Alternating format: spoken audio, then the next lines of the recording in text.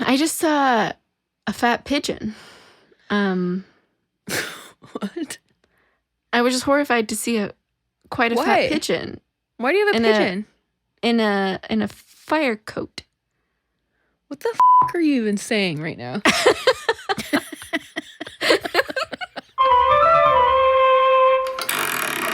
On this week's episode of Art of the Short, Jori and Bethers mull over male fragility, muse about human metamorphosis, and for reasons unknown, admit disdain for a special few beloved musical icons, in which Jori drops a bomb. We'd like to remind you that all episodes of Art of the Short contain explicit content and a masterful amount of spoilers. If you'd like to read the story before entering, a free link is provided in the show notes. Or if you give no whatsoever, just keep listening. Art of the Short is an interactive literary art installation. We overextend our opinions on short stories and make art of our interpretations. Like, Bethers will film a 10-minute short featuring only the expression of her eyes, while Jori reads her a haunting tale of terror. Stuff like that. Join in the conversation and send us your artwork to add to the gallery at artoftheshort.com, and follow the installation on Instagram, Twitter, and Facebook at Art of the Short to see what others think of this short story through their art.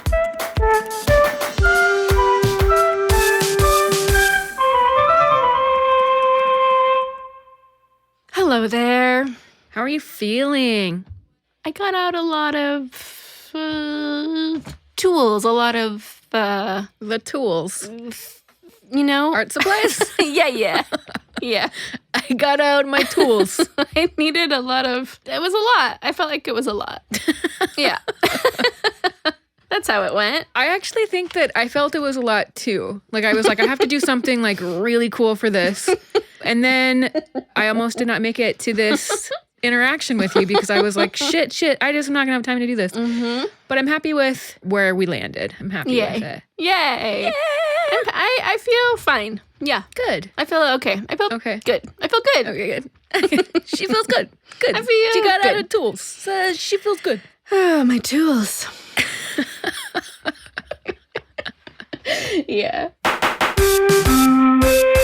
This week's short story is by Korean author Han Kang. A year after establishing her literary debut as a poet, Kang won a literary award for her very first short story titled Scarlet Anchor, a trend that would continue throughout her career, writing pieces like Love and Yosu or The Fruit of My Woman, and then winning major Korean literary awards, like the Kim Dongri Prize, the Yisang Award, Korean Fiction Prize, and today's Young Artist Prize, just to name a few. In addition, Kang has received extraordinary international attention for her novel, The Vegetarian, and her ability to reflect on tragedy and pain that, quote, fundamentally lurk deep in the human psyche, end quote. It's Han Kang's sharp perspective and poetic approach to contemporary issues that have solidified her place as one of Korea's most controversial writers.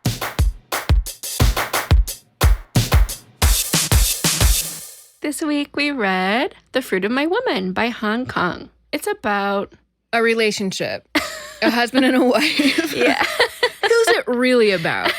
Well, it's not about a man, but he tells the story, right? Yeah. So it's a husband and a wife, yeah. And he narrates it for the most part. And then towards the end, it switches and she's narrating. She's writing letters to her mother by the end. Yeah.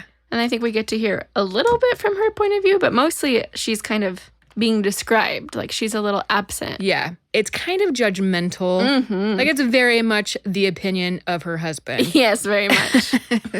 They're in their house just doing like normal couple things, like reading the newspaper in bed or like drinking coffee or something, like just normal every day. Yeah, they're like a youngish couple. To set the scene, they're in South Korea. Yeah. I think they're in Seoul. They're in a big city and they're in like a high-rise apartment, one of many. They're on the 13th floor. And yeah, they are in bed when somehow it comes up that the wife, she still has these bruises on her body. I think they describe them as like pale blue bruises the size of a newborn's fist. Yeah. Like all over her body. Mm-hmm. They're like, okay, this is kind of weird. Let's just like see where it goes. And she doesn't have any pain. Yeah. It takes you pretty quickly from like spring into summer. And then he's like, let me see how your body looks again. And he like makes her strip it down naked, which is really uncomfortable. Which she's super uncomfortable about because like he describes that they don't have any intimacy in their marriage anymore. Like they did in their early marriage, but then he gets too intimidated by her silences. Yeah. And she's like prone to fits of pique. Like she's moody, he says, basically. Yeah. And she's like cries a lot because she's used to living in the hillside and she's never lived in like an apartment like this, and she is uncomfortable and doesn't like it and isn't settling in super well. Yeah. And he doesn't like his happiness to be disturbed by her unhappiness, so he just like keeps her at an arm's length. Lots so he doesn't to say about he that doesn't later. have to deal with her feelings. Yeah. She like really uncomfortably takes off all of her clothes and hides her like pubic area, and she's got these massive bruises. They're bigger, it's worse. They're like black and blue and kind of green hued, and they're just like taking over her body. And at this point, he's like, you need to go see a doctor. Like, yeah, but like how fucked up that he like doesn't offer to go with her or like take any steps out of his life. I know. To be a partner to her. He's just like, you take care of it. Don't hit yourself on the way out. Don't fall. Like, da-da-da. He's like pretty cold. He's like, I'm just too busy. You need to take care of yourself. Yes. Like, I can't take the time for this. Yeah. And then things come to a real head because he goes on a business trip and he gets back and she's not there. We're hearing his internal dialogue where he's like, this is so disappointing. I was really looking for someone to tell my inane work stories to. And like, she's not here. And not only that, but the dishes are dirty. Like there's left old rice. Yeah. Yeah. Like it actually kind of scares him. And then he goes into this like super pity party.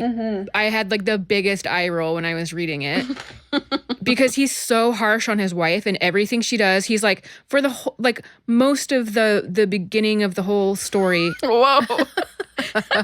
I don't even know. What am I saying? It is him complaining about his wife and why she's so unhappy. And he's like, I'm perfectly happy. I make all the money I want. I have a house to support my wife in. I've got a wife. I'm really happy about all the decisions I've made and the things that I've accomplished in my life. Why is my wife so unhappy? And so when he has this like pity party, lonely butthole feelings. Good job. Yeah, I said butthole. You just are like, okay, all right. Okay. Take a seat, sir. You take a seat, take a rest. Take a little time out. Yeah. Like when they meet and they're courting and they're young, like she's very clear that she wants to like travel the world. Yes. She never wants to live in a city. She never wants to be held down. She just thinks it's like soul killing. She talks a lot about like soul killing, soul crushing. Yeah. To be in like concrete jungle or whatever. Like she's very, very clear about this. And part of the way that he woos her is by like describing his dream as like growing beautiful plants and just like having this green, fertile environment. And she actually at one point does say that she's going to leave. She quits her job. Yeah. She pulls all of her money out and she's about to leave. And they get married and she spends all of her money on their wedding and their apartment. Yeah. And she never travels and she gives up on all of her dreams, which he takes as a belief that like he feels pride in having like talked her out of these childish things. Like he feels really good that she chose him for her happiness when really it was like a real defeat. Yeah. When they first met, they kind of explain each other as both being just really lonely people. And when they found each other, more than them falling in love or anything, it was like they were just both happy not to feel lonely anymore. This is going to give you, reader, a little preview about what's to happen here. Although I will say it didn't give me a preview my first time reading. Like, reading it back, I can't believe I didn't see what was coming because it's so, like, clear what a great job Han Kang did. Here we go. Here's all of these beautiful, like, metaphors and similes, etc. Yeah. Lilacs were sprayed out like severed tongues, clotted with rotting white blooms, trampled ripe peaches, flesh oozed. Her cheeks the color of unripe apples, pliant as a sweet potato seedling, like large taro leaves. These are all different descriptions through the whole thing. Yeah. The dull color of a weeping willow's branches, as brittle as dried radish leaves. That's how he describes her hair. He says her hair was as brittle as dried radish leaves. Yeah. So these descriptions have all been like very morbid, dark, dying, dead, gross, rotting. And that's what her body looks like. She Yes. looks like basically a corpse Yes. by the time he goes on this work trip. And by the way, she comes back from the doctor and the doctor's like, everything's fine. There's nothing wrong with you. He comes home, he can't find the wife, he's annoyed, and then he hears like a muffled sound on the patio. Out to the patio he goes, and she like croaks out one last word of like water, and he runs to get her water. She's like crouched over, like stiff and can't move. All the bruises have taken over so much to where they cover her entire body, and she's like colored like bark, basically. And the only thing he can really see is her eyes and like a sliver of her mouth, but he knows that it's her. He knows that it's her. He goes to water her. Yeah. And then she starts blossoming. she starts fucking blooming flowers and seeds and shit. Like literally blossoming flowers. Yes. Sorry. He eventually plants her in a pot. I feel like we like skipped over some things we probably really should have talked about. He plants her in a pot. And then she talks about like how happy she is. Like she's never been happier or freer, and like Yes. so you get to hear her perspective.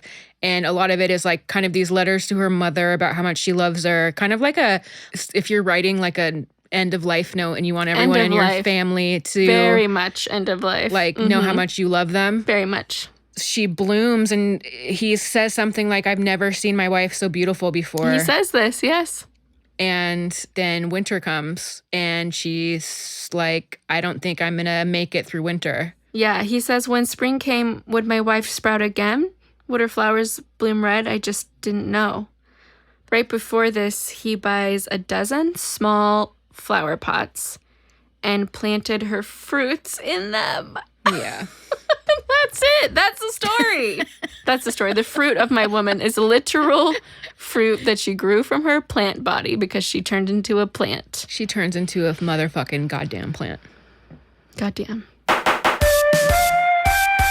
So I thought this was going to be, when I started reading it, and there was all like the emphasis on how her body was changing and started getting like hollow, and she lost so much weight and like all the bruises, I was like, oh no, this is going to be like a cancer story. Right. I was like, abort. This is like too traumatizing for me to read. Yes. I don't know. I guess I hoped it would be like sexy or something. Right? Like about bodies and like... Yes. Like a steamy romance. Yeah.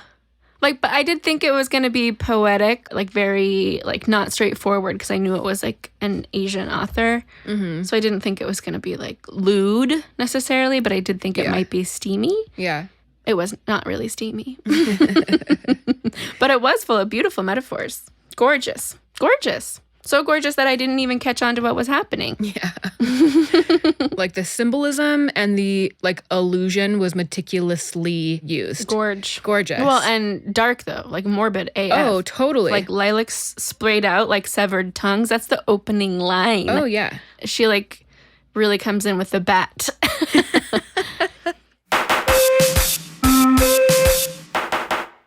It's a very visceral memory that I can pull from my own life. Like, to have seen South Korea and to have lived in these crazy high-rises myself. Yeah. She talks about everything being the same and, like, how suffocating it is. Like, every floor, every kitchen, everything for 30 stories. Like, how can you get down from the 17th story? Like, how can you get out? How can you breathe? How can anything grow? Like, yeah. That is a very real experience that I have had very recently. It's also a visceral reaction for me, just because I'm as a insanely claustrophobic. Like, it is my nightmare. Yeah. They're not complexes. They're cities. Yeah, it's a city. Here's what she says. She says, I hate living in these high-rises. 700,000 people all crammed together. Yeah. I feel like I'm going to wither and die. I hate these hundreds and thousands of identical buildings, identical kitchens, identical ceilings, identical toilets, bathtubs, balconies, lifts. I hate the parks, the rest areas, the shops, the pedestrian crossings. I hate them all. There's just the same thing over and over. I don't know. It's she does a good job describing it, and it's not all bad. I will say that there's pros and cons to every style of living, I think. Yeah. So I'm not trying to write it off, but I do understand if you're unfamiliar with it or you're claustrophobic or you've only lived on the countryside, it can be wildly overwhelming. How did you feel about the husband's narrative versus her feelings of everything? I just feel like it's just distasteful. It puts a real distaste in my mouth. Yeah. For some men's like fragility, like he's not flexible in any way to her being like her own person or her having ideas different than his. Like he has no tolerance or ability to manage or deal with that. And his wants and needs are so limited and boring. It's so great to see her writing a man's perspective. And it really is like, I just think she like nails. It's a skewering. Like, it is amazing. Like it is what good. A lot of women want to say all the time. Sure. Obviously not all men are like the stereotype, but like. No, listen, it's just toxic masculinity. Everyone falls victim to it. Yes. It's not any individual's fault. Yeah. It's just like if you ascribe to the tenets of toxic masculinity and like patriarchy and you don't challenge them, then this read that she's giving applies to you. If you don't, then don't worry. Like it's not about you. Yeah. Someone called her and her work South Korea's Kafka. Oh. Which I thought was kind of fun. That's interesting. And she said, isn't that interesting? Here's what she said about her own writing. She said, this is a quote. For me, to write is to endlessly question what is life, what is death, who am I? And I think that applies to this story one. Absolutely. And I think that applies to the Kafka comparison. Like really heavy themes, like not messing around, like really getting into, what is freedom? What does it look like? Yeah. What's a life worth living? Totally.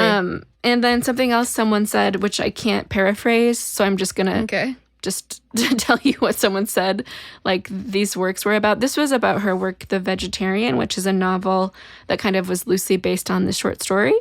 They said that this work was about being at odds with society, about cultural control placed on women through tradition, peer pressure, and even violence. Yeah. And I agree. I think there's less of that in this story, but I think if you use the story as like a point of departure, you can clearly see it. I mean, I think I can see it in this story too, but maybe someone just reading it wouldn't necessarily like draw those huge conclusions, but it is violence. Yeah. It is like she kills herself. Like she is no longer with us because of the control that society was placing on her through traditions and through peer pressure, through her husband's expectations. Yeah.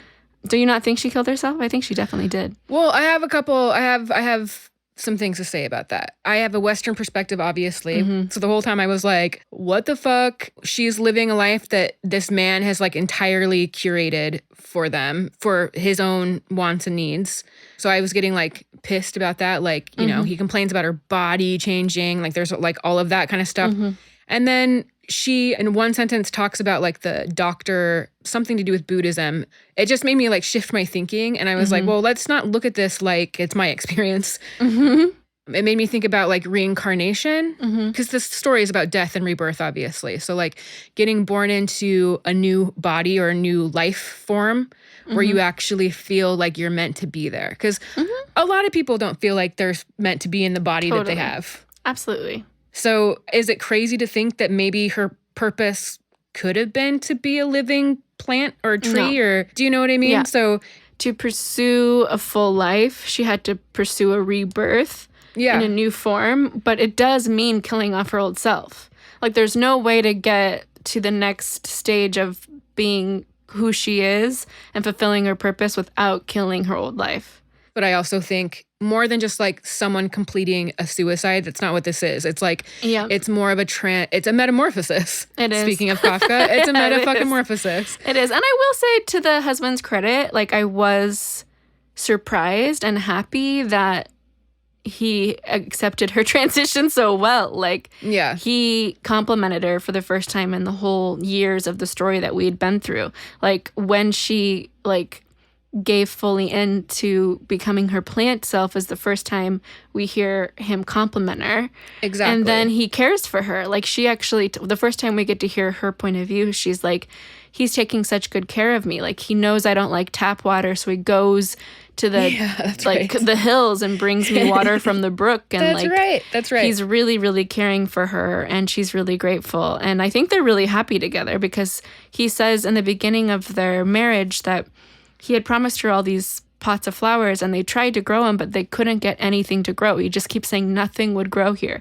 Even the hardiest plant won't grow here. Yeah. But then she was able to grow and thrive here with him tending to her and loving her and even accepting her death as she gave her fruit to be hopefully reborn. When you meet someone or see someone who is fully in their purpose, yes, you are in awe of them. Yeah. So like him tending to her and thinking all of a sudden she's more beautiful than she's ever been. That was a nice surprise to me. Yeah. And a turn that made this whole relationship and marriage and man much less shallow and much more interesting. Yeah. And not your bitter feelings, but my bitter feelings towards him dissipated a little bit.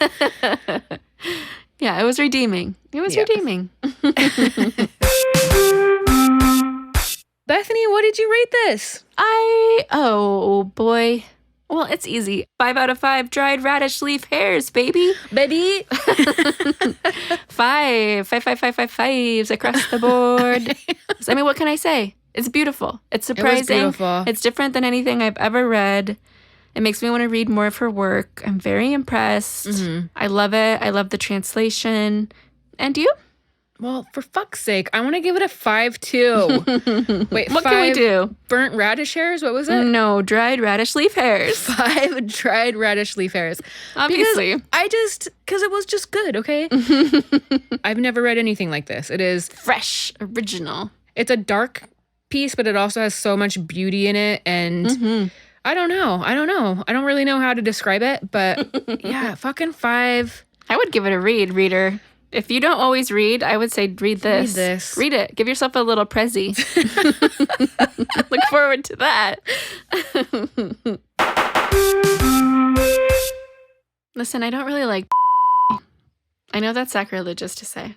No, I don't like at all. Really? How do you not know this? I don't like it. I can't stand it. I cannot stand it. And I don't like it. I know this is terrible to say, People right? don't like to hear it. They don't like to hear it. But it's just my truth. I also think that maybe it's like where we grew up because it was like really heavily forced on us. Oversaturated. I'm talking, I guess, from my experience. I feel like you probably had the same experience. It was. And it was just like every poster in every room, like weird sheet-sized posters hanging everywhere. It's just too much. I can't bear it. I can't. And I'm going to tell you one other thing. Maybe we should like bleep these names out. This is going to be a doozy. Okay. All right. Don't know what you're going to say.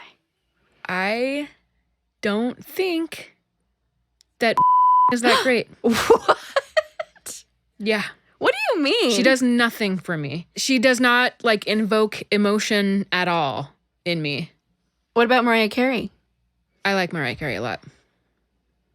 I think Mariah Carey is great. What about gospel? No, I just gospel don't. There's music. nothing. She's got a timbre in her voice that I don't like. What you don't like is her voice. Yeah. Okay. I have a DNA level reaction to the tone of her voice. The frequencies. Is like that's like saying you don't like, which by the way, I don't either. I don't like. If you gave me a playlist of and it would be like as if you know how they torture people in Guantanamo, and they would play music so like just. If it was just nothing but the two of these men, I just find them both inane. I can't. Oh my God. Okay, the secret stays with us here. And our listeners. I can just see it coming out, and I don't want to make you a promise I can't keep. You can't keep a secret. I said secret.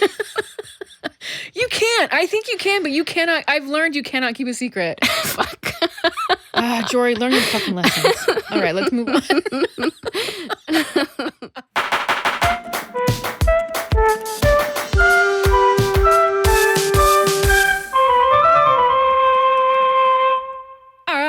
the short, art of the short, heart of the short, heart of the short. Oh, geez, Joe. Art of the short. That was actually kind of tough. Art of the short. You guys, she's dancing with one shoulder, and she's looking off into the middle distance. That shoulder was really popping. Oh, man. Well, I didn't know what my body was doing. I was just expressing.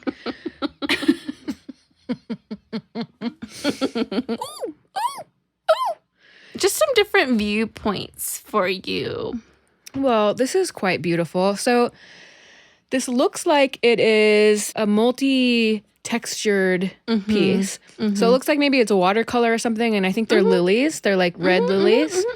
And then there's other texture of like leaves is what they are, right? Yeah. And I can't really, I don't understand what they're made of. It looks like paper that's on top of the paper with like this really beautiful like glittery leaf. It's like an embossed leaf pattern. It's the beauty of the story. She gets to be part of the process of selecting the cover for each different country's release. Oh, that's cool. And how every country has like totally different wants and needs and interpretations of her work and how to market it. Yeah. And so there's like these images of 4 covers of the novel, The Vegetarian, which came from this short story. And they're so interesting to see how each culture interpreted it. They're so cool.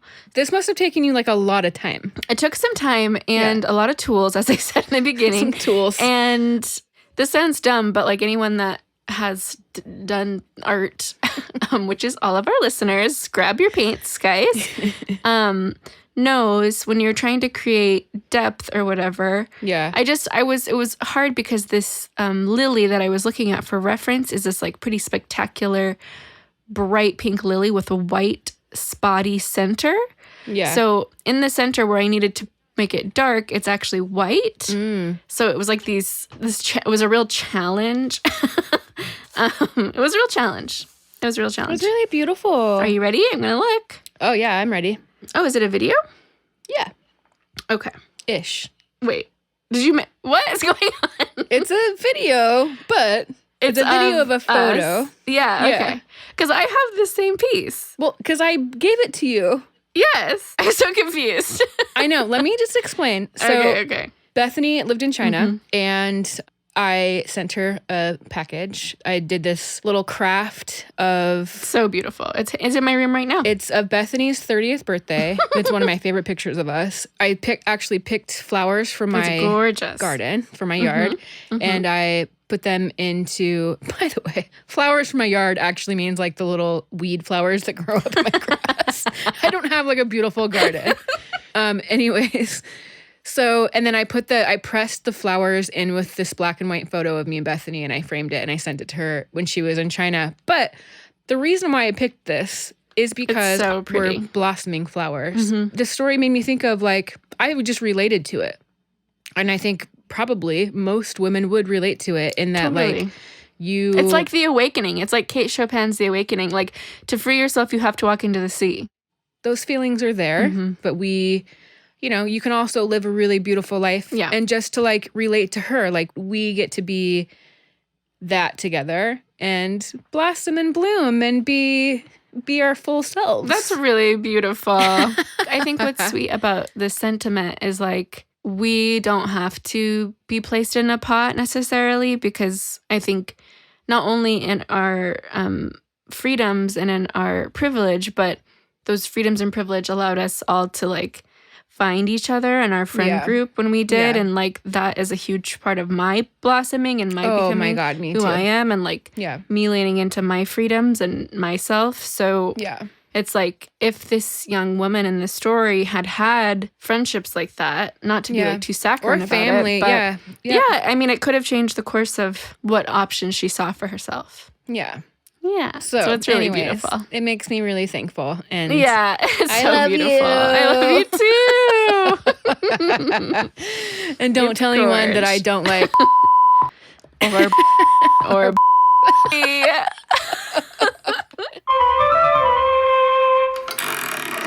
On the next episode of Art of the Short Little Shorties, we will read K-Hole Anaconda by Wilhelm Sitz. As always, a free link to this short story is in our show notes for you. We genuinely want to know what you make or what you think about this story, and send it to us at artoftheshort.com. And then also follow the installation on Instagram, Twitter, and Facebook at Art of the Short and be a part of the installation. You can see my 30th birthday photo.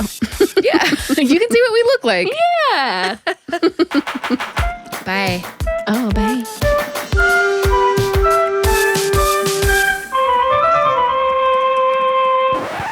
It's like you don't have the gene receptor for cilantro.